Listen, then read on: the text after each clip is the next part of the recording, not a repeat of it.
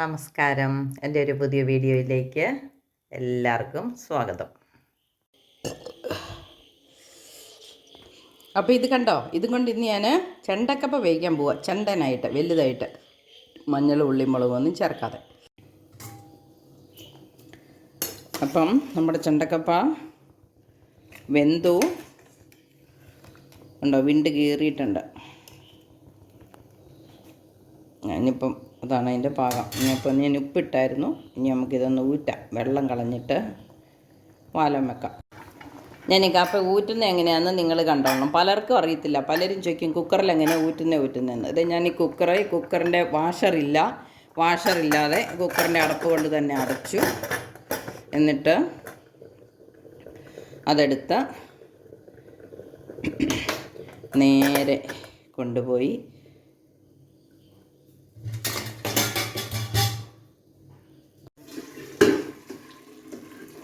കണ്ടോ, നേരെ കൊണ്ടുപോയി അടച്ചുറ്റി കഞ്ഞിവെള്ളക്കലത്തിൻ്റെ മുകളിലേക്ക് ഇങ്ങനെ ചെരിച്ചൊരു 2-3 സെക്കൻഡ് ഇടും. അവിടെ ഇരുന്ന് പാത്രത്തിൻ്റെ ചൂടും വെള്ളത്തിൻ്റെ ചൂടും എല്ലാം കൂടെ കൊണ്ട് നന്നായിട്ട് അത് വെള്ളം വലിഞ്ഞ് ഉണങ്ങിയിരുന്നുള്ളൂ. ചോറ് വാർക്കുന്നത് ഞാൻ ഇതുപോലെ തന്നെയാണ്. വെള്ളം വാർന്നു പോയിട്ടുണ്ട്.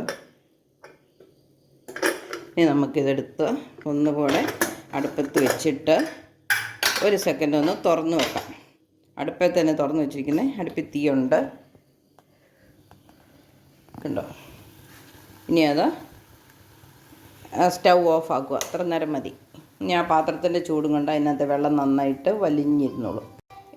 ഇനി നമുക്കിതിനൊരു കറി മുളക് ചമ്മന്തി ഉണ്ടാക്കണം. എങ്ങനെ കാന്താരി മുളക് അരയ്ക്കുന്നതെന്നും കൂടെ കാണിക്കാം. ഇനി നമുക്ക് മുളക് അരയ്ക്കണം. അതിന് മിക്സിയുടെ ജാറിലേക്ക് കാന്താരി മുളക്, ഞാൻ മൂപ്പ് കുറഞ്ഞ മുളക് ഇട്ടിരിക്കണേ. കുറച്ച് 2 വെളുത്തുള്ളി, 5-6 ചുമന്നുള്ളി, ഒരു ചെറിയ കഷ്ണം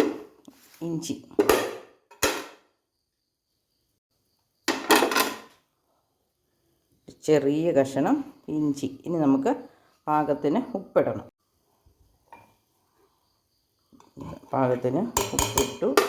ഇനി ഇതൊന്ന് മിക്സിക്കകത്തിട്ട് അല്പം എണ്ണ ചേർത്തിട്ട് നമുക്കൊന്നും കൂടെ കറക്കിയെടുക്കാം.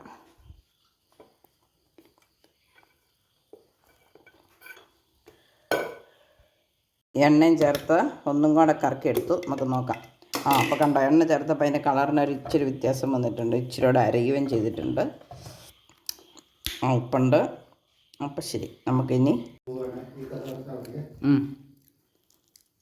അപ്പം ചെണ്ടക്കപ്പയും മുളക് അരച്ചും കൂടെ തിന്നാണ്. നല്ല എരിവുണ്ട്. പിഞ്ച് മുളകാന്നൊക്കെ പറഞ്ഞാലും